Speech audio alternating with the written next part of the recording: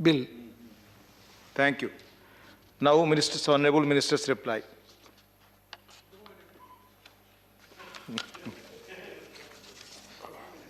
Thank you, Deputy Chairman, sir.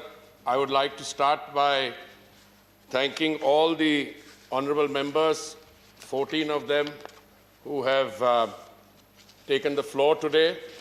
I'm very happy to find that all of them have supported the bill and recommended its adoption. Some of them have made comments on the bill, some on the recourse that has been taken to an ordinance, and they have also made some comments. I would like to present my comments in two parts. First and foremost, the need for an ordinance. The House is aware, and I had made this submission when I had first had the privilege towards the end of 2017, that this is a result of long pending commitments. Some of these ordinances were passed when another government was in office at the center. Some of the work relating to the unauthorized colonies, for which action was required to be taken by the government of the National Capital Territory of Delhi, that was getting delayed. There are a large number of factors. Now, to say that we brought an ordinance in one day before or 2 days before, that must be understood why we did that. If the winter session of Parliament had been convened, there would have been no need for this ordinance. But for reasons which are entirely beyond the control, certainly of my ministry, we did not want a situation to arise, sir, in which the intervening period and the passing of an ordinance. For instance, if we had not brought the ordinance and waited for this session to take place, there are a number of authorities at different levels in the governing structure of Delhi which could have started sealing properties, which could have started taking a large number of other actions which would have inconvenienced the citizens of Delhi. I hope this one's clarification will put to rest whatever be. Governments have resorted to ordinance over the years. Some of these ordinances, as I mentioned, were passed in 2006-07. I don't want to go into the reasons.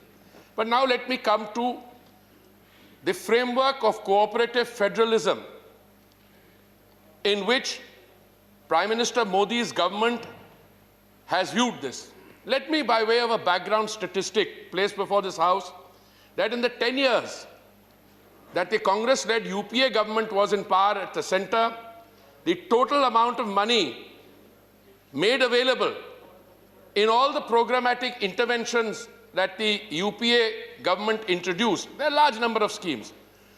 Over a 10-year period, that came to the amount of 1,57,000 crores. Sir, in the 6 years of the Modi government, the amount of expenditure incurred on the programmatic interventions, the different schemes, Pradhan Mantri Awas Yojana, Amrut, the Smart Cities project, is 6 times that amount. It is nearly 11 lakh crores. So I'm always surprised. I'm sometimes amused.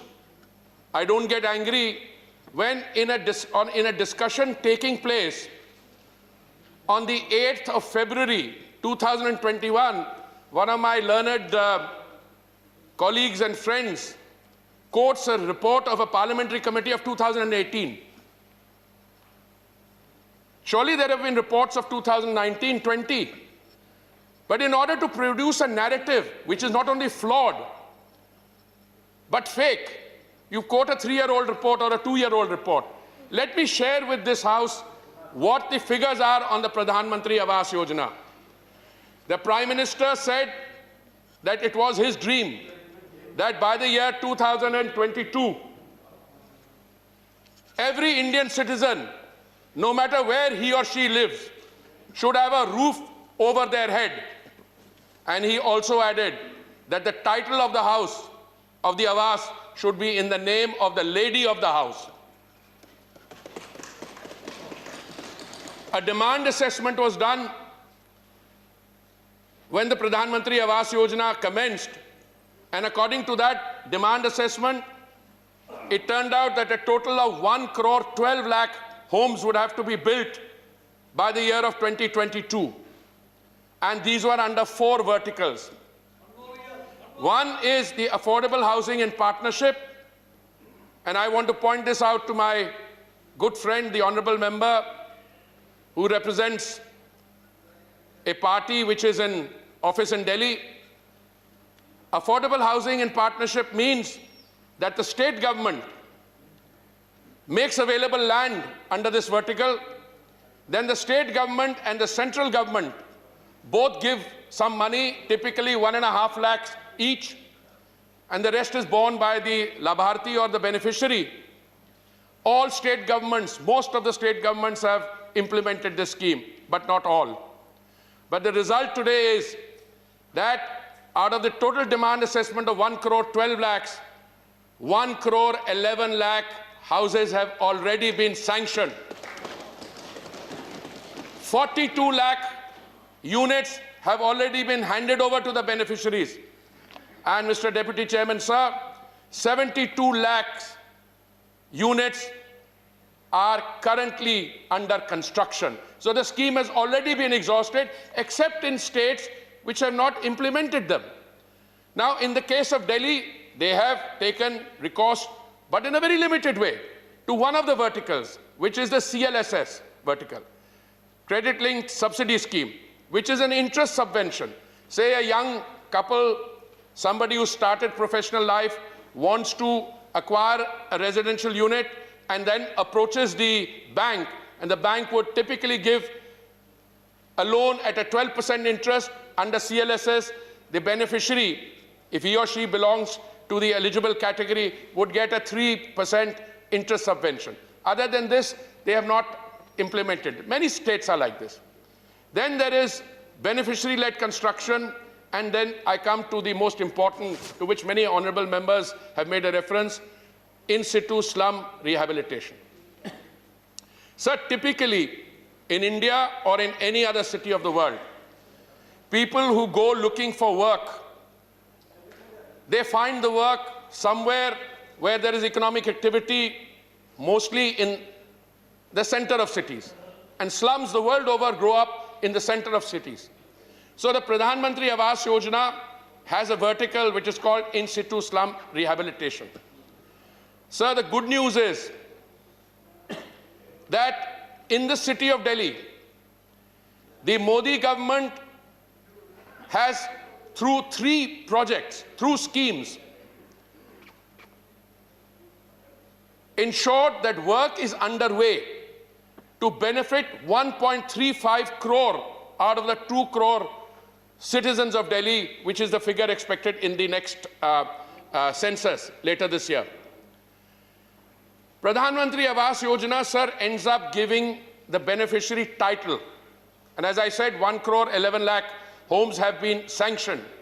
The others will be within the next few days. And I give an assurance to this House that well before 2022, all the 1.12 crore homes will not only be sanctioned, bulk of them will have been already received by the beneficiaries. But there is a lesson that we learned, sir, during the pandemic. And that lesson was that some of our brethren, our brothers and sisters, are the most vulnerable. Who are those? Migrant workers. Now, migrant workers typically will not apply for a Pradhan Mantri Awas Yojana Awas in Delhi. They will look for a place to stay. We have come up with a new scheme, which is called the Affordable Rental Housing Complexes. There also we have ended up signing MOUs with most states, so this problem will also be solved through 2 models. I don't have enough time, so I'm not going to go there. Sir, a reference was made by one of the honorable members, and I was quite surprised Where are the smart cities? They are only on paper. Sir, there are 100 smart cities. And let me tell this House that the smart cities, 100 of them were chosen through a process of election. They had to submit proposals. And the scheme allocation started in 2016. And the last of them was in 2018. It takes 5 years for a smart city typically to come up, but I can share with you the figures. The total allocation provision for smart cities is for 5,151 projects and an outlay of 2,05,000 crores.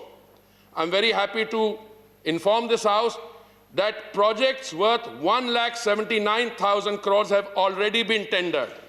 Work orders have already issued for 1,40,000 crores and projects completed for 40,000 crores. Sir, if we are to cite statistics in this House, I would appeal to my friends and colleagues, they should at least cite the latest statistics, number one. Number two, if you look at what has happened here in the city of Delhi, I don't want to go into a long history of what should have been done in 2006, what were the things which were not done. Sir, we picked up the pieces. And I can tell you with confidence that in 2019, specifically in December, we were able to bring the Pradhan Mantri unauthorized colonies issue to legislative approval, and this issue of Malkana Haq, which my colleague representing the party in power in Delhi mentioned. But this could have been done 2 or 3 years earlier. We were being assured that the Delhi government was doing the mapping. So when I spoke to the Chief Minister, anyway, we did it. But what is the situation today? We expect something like 8 to 10,000 of our citizens, and I accept the honourable members think that we should expedite it. We expect 8 to 10 lakh citizens to register, those living in unauthorized colonies. But the fact is 4 lakhs have registered, 3,83,000. But the year that has passed, 2020, was pandemic period. So I would have liked that at this time, instead of my reporting to the House that 3,83,000 have registered, I would have liked to give a figure of 7.5 lakhs or so. But now I seek everybody's cooperation, including the cooperation of the government of the National Capital Territory of Delhi, to help us expedite this process so that we can complete it. We are putting more people on the job. We have, in fact, recruited a very large number of people specifically for this.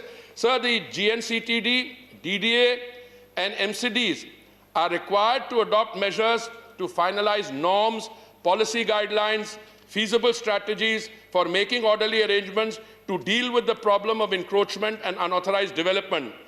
These bodies are in the process of taking these steps up. Sir, 1.35 crore people of Delhi, those living in unauthorized colonies, they will get the Malkana Haq. The DDA today is in the process. They've already, I think, announced the development norms. They've been placed on the website, if I'm not mistaken, or will be very shortly. Those living in Jhuggi Jhonpadi, jahan Jhuggi, wahi makan, is being done. Tenders have now been floated for most of the JJ clusters.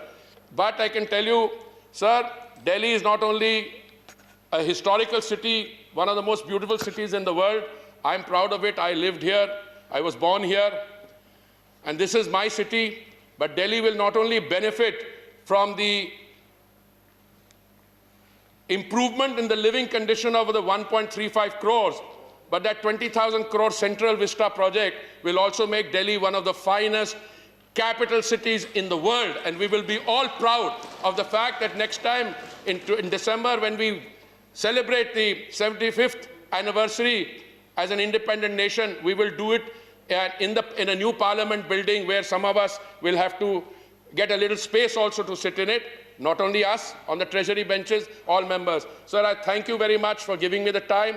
I now commend that this bill be passed. Thank you very much. Thank you. I shall first put the statutory resolution moved by Sri Vinay Vishwamji